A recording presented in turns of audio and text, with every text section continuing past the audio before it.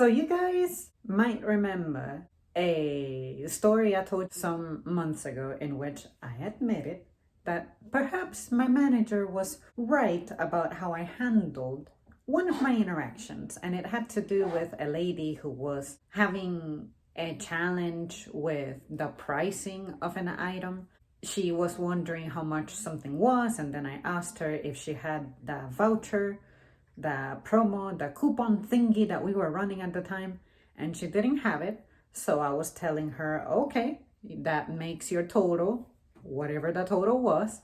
And she was just tripping a little bit about it. She wasn't being necessarily mean, but she was not understanding that it is, you have the promo, you have the voucher, and you get the discount, or you ain't got it and you don't get the discount, because that would take away from the exclusive experience, the special experience that this is supposed to represent for select customers. So anyway, my manager was in the area at the time, and he witnessed that interaction, and he was trying to say that I could have handled it a whole lot better. And I said, in the end, was I rude? No. In the end, was she gonna have the price changed in any way? No. So what about it was wrong? She just did not want to accept the information I was telling her, and that things are the way that they are, and period. You, with your managerial powers, if you wanted to, you could have done something about it if you wanted to satisfy her, but you didn't. So why are we having this conversation? It's not like I insulted her or I had an nasty attitude toward her or anything. You're just looking for a ticket to hand out for the day, aren't you? That person. So you have a little bit of a backstory. Well, today, that person came back, and I kind of looked at her twice, a little intently, to confirm it was her, but it was definitely her, because she has, let's say, unique features, especially her eyebrows and her eyes. They just help me remember her a little better, because it's a little bit of a peculiar appearance. Nothing wrong with her, nothing wrong with her appearance. It's, you know how everybody seems to have like a defining trait. It could be a strong jaw, it could be the eyebrows, it could be, I know this is gonna define me everywhere I go. But you know what I mean? There's something about you that makes you stand out, and you can distinguish them from someone who may look similar to them. Because that's another thing. Some people look so similar that it's like y'all are morphing into each other. Well, that lady today was buying a ton of a specific leafy vegetable, and she had them all compiled into a bag. And when you do that, even if I try to count the stem area of it from the bunch, it makes it really difficult to tell how many you have, because within this packed bag, the mobility through it is going to be quite difficult. So naturally, I ask her, how many do you have? And she instantly goes like, how much were those? And I'm like, bloody hell, don't answer my question with another question. I said, how many did you have? She was like, I'm just asking a question about the price. And I'm like, after you tell me how many there are, I can tell you what the price is. And then she said, I don't know, 3, 4. And then I said, all right, since we're not sure, I'm gonna pull them out. And she was starting to have the most uncomfortableness that a woman can feel. And it is because she was saying that because I'm wearing gloves, which by the way, I had put them on fresh because I replace them pretty often. And as soon as they have a hole, as soon as they have any kind of like issue with them, I replace them. And the person I had served before her, who had things in like cardboardy boxes kind of packaging to her items, and she paid with a card. That is the only person I handled before her with my new pair of gloves. So this is her being cynical and being scared about nothing. And she was like, you got those gloves on, I know you be touching money. Like, these are the only gloves that I have for the whole shift. Like, these are invincible gloves that I'm going to keep until they start shredding on my hand, you know, just clinging and hanging down my palm.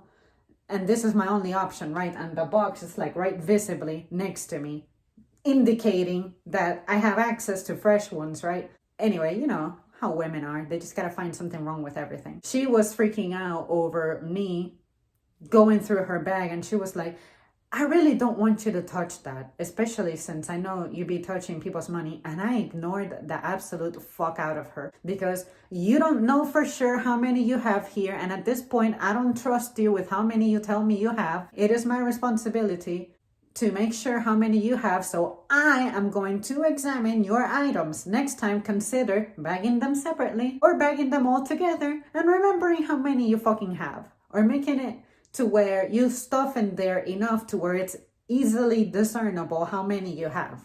But anyway, I dig in to the bag and start pushing them apart and pulling some apart so that I can have better visibility. This is where the climax truly happened for me. She took me out. I had to practice restraining my laughter, which I tend to never really do, but this was so difficult. I'm glad I wear a mask. But seriously, she was having this meltdown over her fucking vegetables, accusing me of having dirty clothes, which they weren't that dirty, handling her items, when you know what she did? She ended up paying in cash.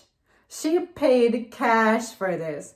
And you ain't gonna tell me that she's gonna go home and immediately wash her hands before she touches her precious veggies and then throw them in the fridge or whatever she's gonna do with them, or maybe cook them immediately. I wasn't really listening to her because it was not relevant to my job. You're not giving me information that I needed to complete your transaction or whatever. And what I caught that she said was she was making comments about how now she has to go home and make sure that she washes them really well since I touched them with her dirty hands. And I'm like, woman, you are not prepared to learn the truth about how we handle your little vegetables back there. These things in the field, they have soil in them, they have bugs in them, they are touched by people who have touched all kinds of surfaces with dirt, with gunk, whatever, and they go hours without washing their hands. And when they start hitting the supply chain, I promise you that some of these have hit the floor, if not all of them. Let's just say all of them have hit the floor at some point. And sure, we take them over here and we try to give them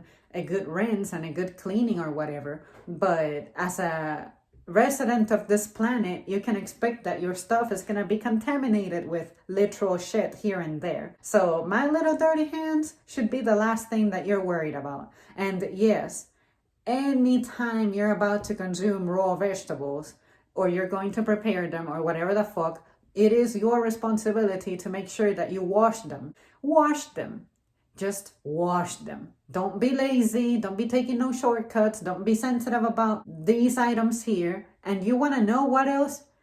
While they're at the store, while they're displayed, I promise you, they get coughed on. They get spat on as people be chatting to each other and, spit shoots out. They have been sneezed on. Talk to somebody from the produce department and they got stories to tell you if you really want to be horrified. Or maybe these were handled by someone who just came back from scratching their ass or scratching their balls or whatever. Or maybe they want or maybe they came back from handling the pump at the gas station. Maybe they just came out of the bathroom and you don't know what their sanitary habits are like. And then they're going to handle your little vegetables there. Maybe they changed their mind. They set it back down and those germs spread.